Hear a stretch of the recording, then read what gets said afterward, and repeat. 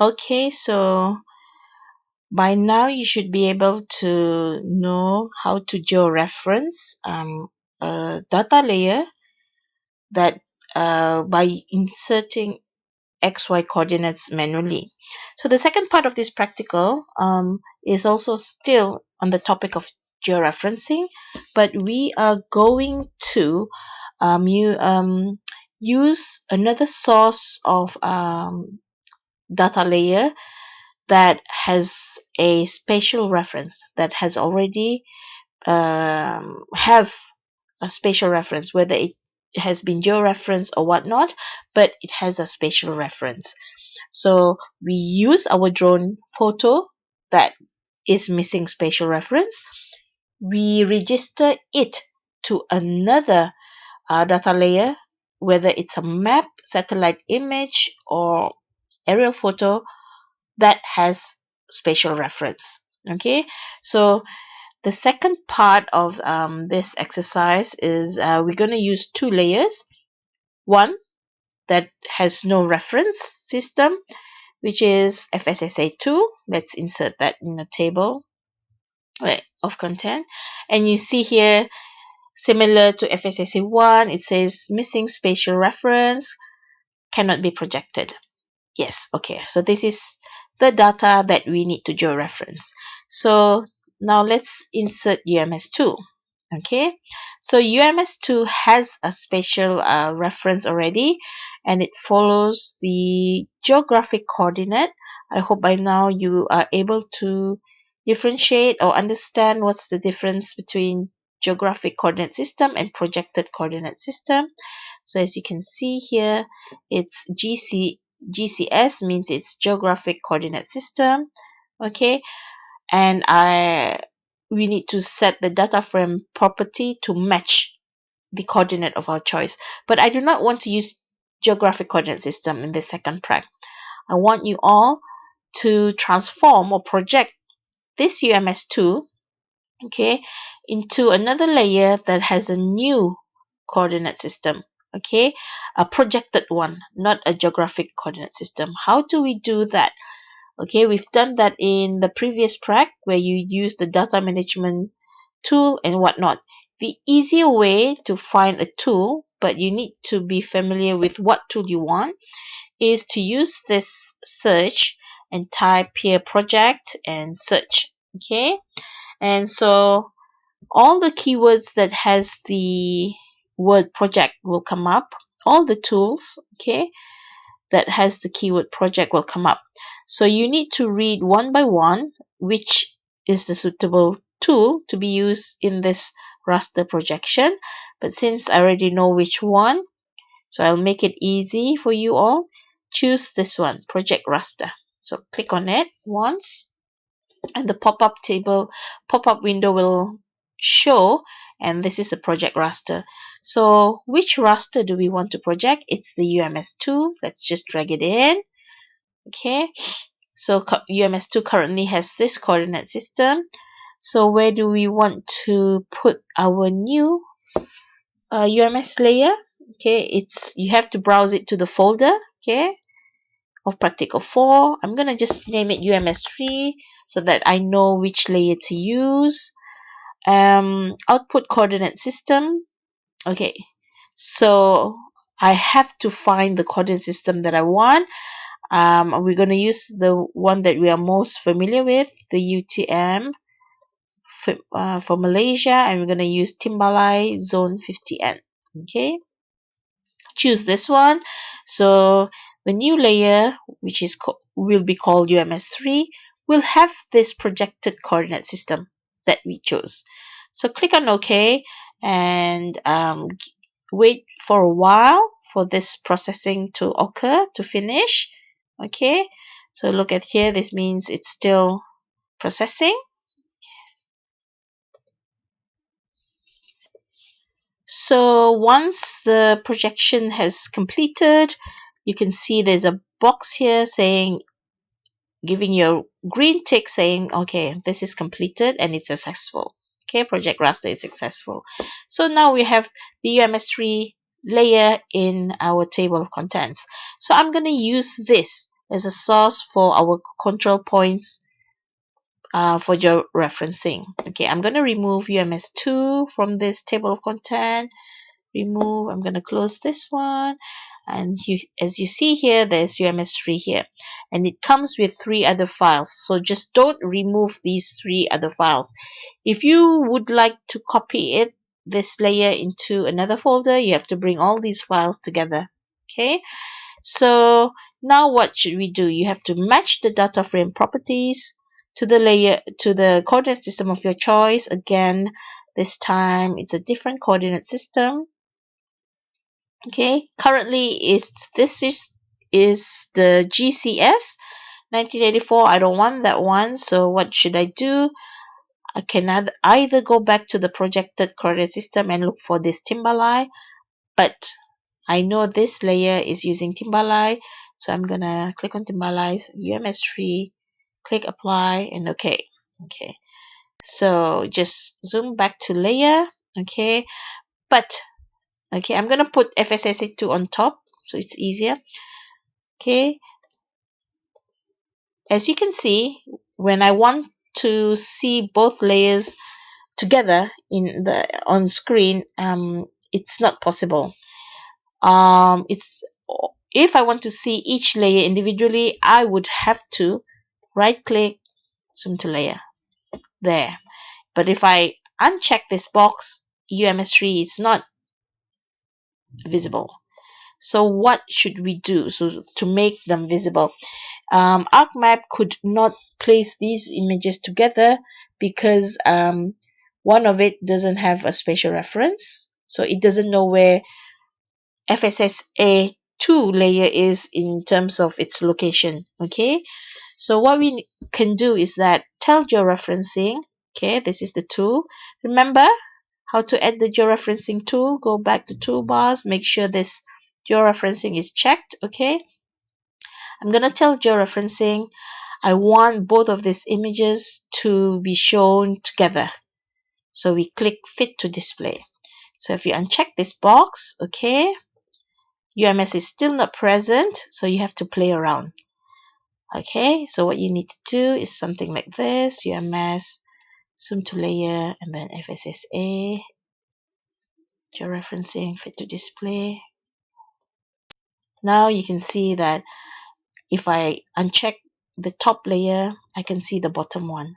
Okay, this would be easy when you want to select control points from one layer and match it with the other layer.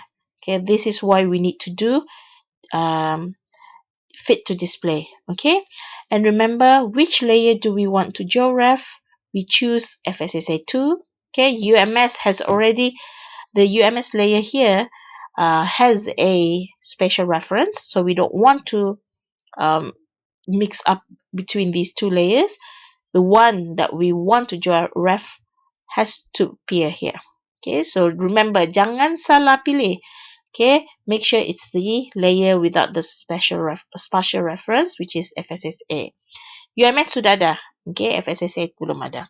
So, compared to the first prac where we insert XY coordinate manually, here, okay, you would need to choose a control point somewhere from this image and make sure you can see the same control point in the second image. Okay, so we're going to register the control point from the first image to the second image. So let's I'm going to give you an example and make sure, okay, when you select control points, don't choose moving objects as a control point. For instance, cars that are parked here, okay, they don't appear in the second image. Why? Because the date or the time when the photos or the images of these 2 were captured were not the same. Okay, so trees as well, because trees can grow in size, it would be difficult to choose trees unless the images, the time difference when the images were captured not that far apart. Okay, so and then trees are acceptable. Okay, the best control points are, for example, middle of roundabouts here and here, and markings on the floor, which is similar to if we can find something in both image like this, the paint here, the corner of this one. What else? Water gutters. Okay, longkang macam ni, garis, okay. But they have to be visible on both images, okay. So let's play around and let's try and do it. Let's choose the first control point, and remember that you have to make sure that the control points you choose or you use are evenly spread across the image, which means that don't only choose 5 control points here and then absent no control points here. Okay, your image will be distorted and your RMSE will be high. So the first control point I want is this roundabout here. Let's zoom in to make sure we locate the middle point. I think it's here. I'm happy. Click once. Okay, on your mouse. Left clicked once on your mouse. Okay, don't click anything else. Okay, look, it's still connected. So now what we want to do is find the same control point. Okay, the feature in this on the second image. So uncheck FSA2. Zoom to layer for UMS. Okay, so where is the actual control point for the roundabout? It's here. So I'm not happy if I just click it here. I want to see the center, so I'm gonna zoom in. Okay, I'm gonna guess it's here. Okay, so I'm gonna click once here. The problem when you zoom into both images, you can see that UMS has a lower resolution, a coarser resolution compared to FSSA, which means um, it will be easier to distinguish features in the aerial photo FSSA compared to UMS. Okay, as you can see here at this size, okay, it's hard to see the features, okay, and the image has pixelated, sudah pecah, okay. Compared to FSSA, it's clear. We can even see cars, individual vegetation, and so on, but you can't see that. All these trees you can't identify from the UMS because this is taken from Google Earth, which was captured using a satellite. But FSSA image was captured using a drone, and because of the distance from the surface is lower, so the resolution is higher. Okay, so I'm happy with this one as the first control point. I hope you can do this one. So let's select our second control point.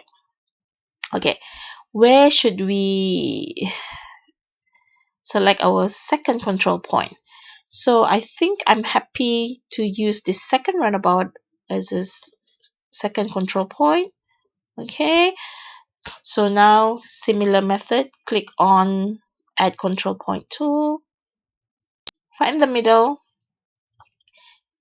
left click once using your mouse, uncheck this image because we want to find it in the UMS layer, zoom to layer so we know that it's somewhere here. So don't click, just use this tool and zoom into the roundabout. So as you see, it's pixelated, so I'm just going to give a good guess that this is the center of the roundabout and click once. So now I have 2 control points. Remember, if you make a mistake, right click, delete, or open the link table and delete this row using your what you call it, computer delete DEL. Okay. So let's try to get several more control points. Okay, zoom to layer. Okay, where do you think would be a good control point? I think somewhere here. Let's zoom in. Okay, if we are able to find the end of the what do you call it here, gutter system here, parit longkang, okay, the drainage system. If we can see this and the second image, it would be great. So let's see, can we find the gutter? Zoom to layer. So the gutter would be somewhere here.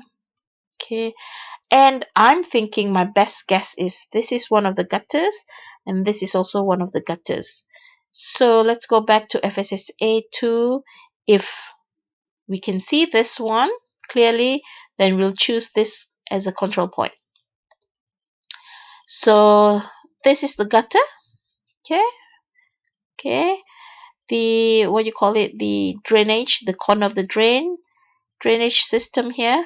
So I'm going to choose this as a control point. It's clearly visible. So what I need to do at control point, I'm just going to try and get it to the center in the middle. Okay, uncheck this one. Okay, I don't have to zoom in. So I think it's this one. Okay, my best guess is this one. I'm going to just put my cursor in the middle of the dark square box. Click once. Now I have my third control points. Okay, as you can see, the image starts to distort. Okay, so I'm going to find somewhere further away here as one control point so that the RMSE will be lower.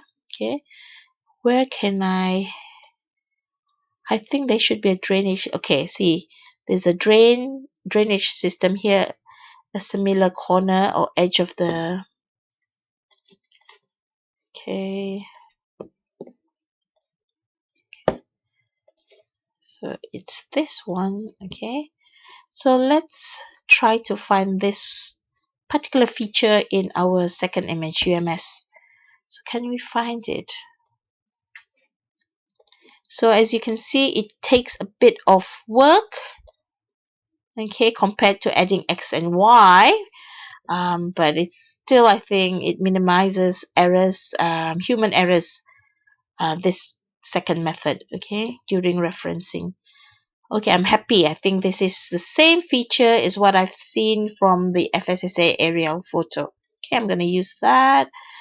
Okay, I'm happy. I think it's this one. This is my control point number 4. Again, in the center. Uncheck this box. Zoom to layer. So it's this one. It's this one. Okay, so it's this one. So I'm going to click once again here. There you go. So now I have 4 control points spread evenly across the image. The more control points you have, the better.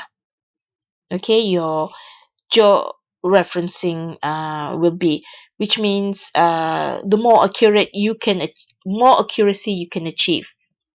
Okay, the lower RMSE you can achieve. Okay, as you can see in the table link here, it says that the total error is about 4 meters. This table is same with the first table that you obtain in Prac part 1. The only difference is because this coordinate system is in a projected one, the 4 represents meters in distance in meters. So the error is 4 meters. So that's not good. In a real GIS project, 4 meters is a big error. Okay, and as you can see, it says here that the first control point has the biggest residual. The biggest residual means that the coordinate from which we registered and the feature that we registered in the error photo has the biggest difference, means the biggest correction. ArcMap has to make the biggest correction for this control point. So if you could add more control points, okay, you can actually delete the control points that has the largest residual or errors. Okay, so let's add a few more. Okay, let's add a few more. I'm happy probably with this one. See, it's very clear from the drone image, the markings on the road. But as you can see in the UMS Google Map image, it's kind of blurry, but I'm going to give it a guess that this is the same marking, same length, and so on. So I'm gonna add control point here, okay, and uncheck this layer so that I can place it, register it to this actual map. Okay, so the blue line indicates the error, which means how much does ArcMap have to make correction, okay, to my images. So I'm happy with that for now. Okay, zoom to layer. All right, so I need to find some control points over here. As you can see, it's okay, but I need to find a corner here, and I don't know if you can find anything here as a control point, but let's try our best. Okay, let's try to get something from here. Okay, let's see if we can get something from here. The corners of buildings are good GCPs, but as you can see, both these layers were taken from a different angle, and you can see that it's not directly vertical from above. So it will be hard to find where the corners of the buildings are, because in this image, this is the rooftop actually. It's not the corner of the building. And in this image, this will be the corner of the rooftop. So probably we can use this as a control point, but it might give us a large error. Okay, so I would like to find something on the road. If you can find markings on the road or the drainage system to help us register our coordinate. So I'm thinking that this edge here, okay, this one here, okay, okay, is somehow is this blurry white color line here. So I think that's a good control point. So I'm going to add one here. So I'm going to just enlarge it here, just exactly at the edge, and then I'm going to use my mouse because I think it's somewhere here. So that's my best guess for now. Okay, so this is the limitation of georeferencing to a coarser or lower resolution map or image. Okay, so let's see, how many do we have currently? So we have 1, 2, 3, 4, 5, 6. Okay, if we can add 2 more here, it would be great. Let's see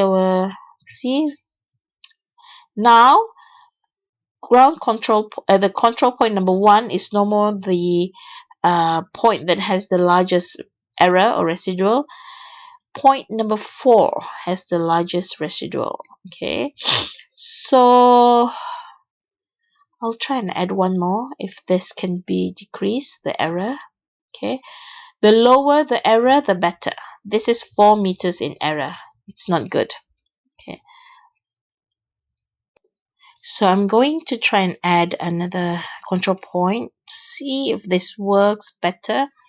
So I'm gonna use probably the pointy shape of the roof here as one of the control points. Okay, let's see if this reduces the error. Okay, and check this box. So as you can see, it's not that visible here. Okay, so I'm going to make a guess that this is the pointy part of the roof. Okay, and I'm gonna see if this reduces the error. So now it's 4.5. So I think the errors have increased instead. Okay, so probably that's not a good control point here. But for this exercise, I'm just gonna let you know that this is how you play around with control points if you want to register one image to another image that has spatial reference. So I can't seem to get more good control points. You can add that in your exercise, but to cut time, I'm just going to stop at what have 7. And as you can see, this is not a good error. It's too large of an error, 4.5. In the projects that I used to work with, it's usually less than 1 meter. Okay, sometimes we are required to get errors less than 0.5 meters. So we have to work or spend time to select good control points to register our images.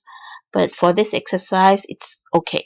Okay, so I'm just going to close this table. I'm just going to pretend that I'm happy with the control points that I've selected. You can add more, okay, up to you.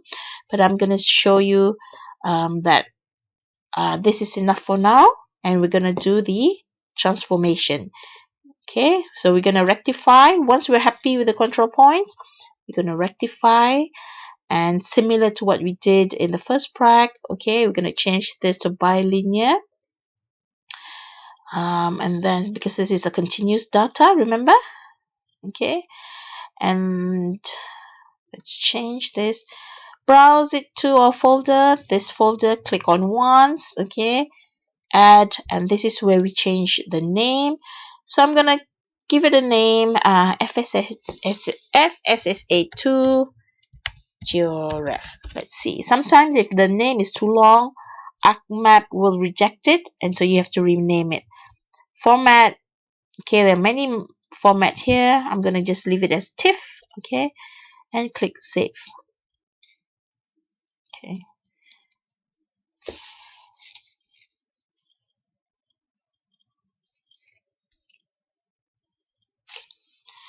so right click, refresh, and there's my new georeferenced FSSA2 image. So I'm going to remove all of these. I'm going to remove. Okay, so FSS2 georef. So this is the newly georeferenced aerial photo of FSSA, and because we set the coordinate to match the layer of UMS3, which has a projected coordinate system, this layer, okay, if you go to the property, okay, it uses this similar coordinate system. So FSSA2 and FSSA1 georeference layer do not have the same coordinate system because we told it to be georeferenced to a different coordinate system, which is very important. Okay, now I'm going to leave you all to do this second exercise, and we're going to continue with part 3, which is heads-up digitizing. Once we have a georeference image, or if you have a data layer or image that has a ready spatial reference, you can do any digitizing. And the easiest way is to do heads-up digitizing. So we're going to talk more about that in our second prac.